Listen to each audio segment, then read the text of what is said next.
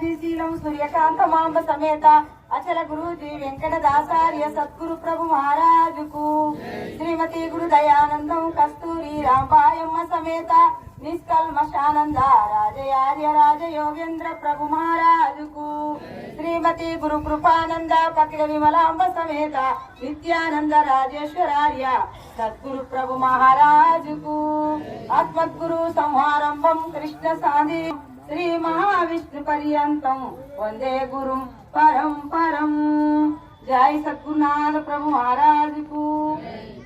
వేదికను అలంకరించిన అధ్యక్షుల వారికి ఉపాధ్యక్షుల వారికి మరి ఇక నాయనులకు గురువులకు గురుమాతలకు నా సోదరులకు సోదరీమణులకు ద్వాదశి వందనాలు అన్ని చెప్పిరు. నాయనోళ్ళు ఏం లేదు ఇక అంతా ఉతా చేసేసి ఏం లేకుండా అందుకు నేను ఒకటే కథార్థం పడతా. ఇక ఏం చేయాలంటే మనం గురుభక్తుడు అయినటువంటి వాడు ఫస్ట్ ఏం చేయాలి, గురువు గారి దగ్గరికి ఎట్లా రావాలి, అందుకు గురువు గారికి సేవ చేయాలి. గురు సేవ గొప్పది. ఎన్ని తెలిసినప్పటికైనా కానీ సేవ మాత్రం గొప్పది. ఆ సేవ ఏం సేవ చేయాలి? 4 విధముల శుశ్రూషలు లోలతగా వించి లోకాతీతం ఆలోకించి గురునిచే ఈ లోకము జోలి విడువు ఇంతే చాలన్నా నీతో కూడా ఇది మరువా కన్నా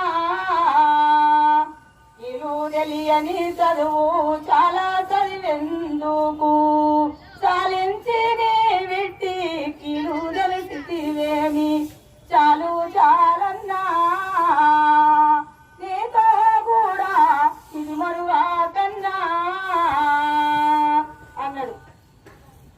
ఏంటి సేవ చేయాలి, ఏ కీలు తెలియాలి, ఏ సేవలు, ఏ సేవలు 4 విధముల శుశ్రూషలు. మరి అంగ శుశ్రూష, భావ శుశ్రూష, స్థాన శుశ్రూష, ఆత్మ శుశ్రూష. ఏ ఆత్మ, ఏ అంగము, ఏ సేవ గురువు గారి దగ్గర ఉండి అది ఆ సేవ కదా. ఆ సేవ చేస్తే గురు సేవ 4 విధముల చేస్తే ఈ సేవ ఇలా ఉన్న సేవ తెలుస్తుంది. ఆ సేవ చేయంగానే ఈ సేవ ఇక్కడ అతుక్కుంటది. ఇక అందుకు గురువు గారు ఏం చెప్పిండు, 3 ముచ్చట్లు చెప్పిండు షోలోన. గురువు గారు 3 ముచ్చట్లు చెప్పిన తర్వాత ఈ లేని యొక్క ఎరక చిత్తముకు నాటుకుంది. ఆ ఎరక నాటించేటువంటి గొప్పతనం గురువు గారి దగ్గరనే ఉంది. గురుని నరుడన రాదు. గురుని నరుడు మనలేకనే ఉన్నాడు కదా, అవయవాలన్నీ మనలేకనే ఉన్నాయి. తింటుండు, పండుకుంటుడు, నిద్రపోతుడు, అన్ని పనులు చేస్తుండని అనుకుంటే మాత్రం ఎదలో ఎరక వదలదట. గురువు గారిని ఆ యొక్క హరుడని తలిసిన వారికి ఆత్మ సేవ అనేది మనకు అందుతుందని గురువులు చెప్పిరు. నాయన నేను ఇంతకంటే ఎక్కువ నాకేం పెద్దగా రాదు, చదువు శాస్త్రములు ఏం రాదు, ఏదో గురువాక్యం ద్వారా ఆ గురు కృప ద్వారా గురు కృపానంద పకిడ విమలాంబ సమేత నిత్యానంద రాజేశ్వరారి ఏదైతే నా చెవులో చెప్పిండో అదే అంత రహస్యం అయిపోయింది.